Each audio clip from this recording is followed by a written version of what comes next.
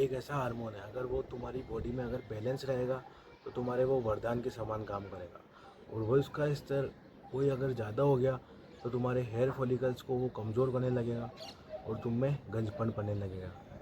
तो आज का वीडियो का टॉपिक ये है कि तुम अपनी बियर्ड कैसे ग्रोथ कर सकते हो। तो मैंने इन 4 स्टेप्स को फॉलो करके अपनी बियर्ड को बहुत बेची थी, जिसको यहाँ तक लाया हूँ।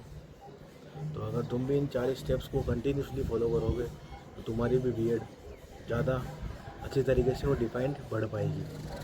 तो सबसे पहले तो अगर तुम टीन एज में हो तो तुम्हें पेशेंस की ज़रूरत है। तुम्हारी 20 या 21 साल के बाद बियर्ड फुल्ली तरीके से आ जाएगी। मेरी खुद की एज अभी 19 साल है और मेरी भी अभी थोड़ी थोड़ी पैची बियर्ड है। तो मैंने इसको कैसे लाया वो सब इन 4 स्टेप्स के ऊपर डिपेंड करेगा। तो सबसे पहला स्टेप जो है, अपनी डाइट में हाई प्रोटीन डाइट रखो। हाई प्रोटीन डाइट से क्या होगा कि केराटिन नाम के प्रोटीन आपके बालों के अंदर मौजूद होता है, जो आपकी बालों की ओवरऑल हेल्थ को डिफाइन करता है, जिससे आपके बाल अच्छे और थिक लगते हैं। प्रोटीन की कमी होगी तो तुम्हारी दाढ़ी नहीं आ पाएगी। तो इसलिए तुम्हें दिन का कम से कम 100 ग्राम प्रोटीन लेना ज़रूरी है।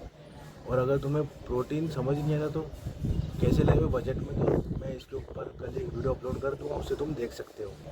और दूसरा स्टेप है वो आपकी स्लीप। अगर आपकी स्लीप साइकिल ही ख़राब होगी तो तुम्हारी बियर्ड छोड़ो, तुम्हारी हाइट भी ग्रो नहीं हो पाएगी, तुम्हारा टेस्टोस्टेरोन बूस्ट भी नहीं हो पाएगा। तुम्हें हाइट के लिए, तुम्हारे सारे ग्रोथ हार्मोन के लिए स्लीप बहुत कंपलसरी है। अगर तुम 2 से 3 घंटों की स्लीप लेते हो तो तुम छूट गए हो। तुम्हें कम से कम 8 घंटे की स्लीप लेना कंपलसरी है। अगर तुम ये नहीं करोगे तो तुम भूल जाओ तुम्हारी बियर्ड, तुम्हारी हाइट, तुम्हारी ग्रोथ। और तीसरा और सबसे इम्पोर्टेंट पॉइंट जो है वो आपके विटामिन और मिनरल्स के ऊपर डिपेंड है।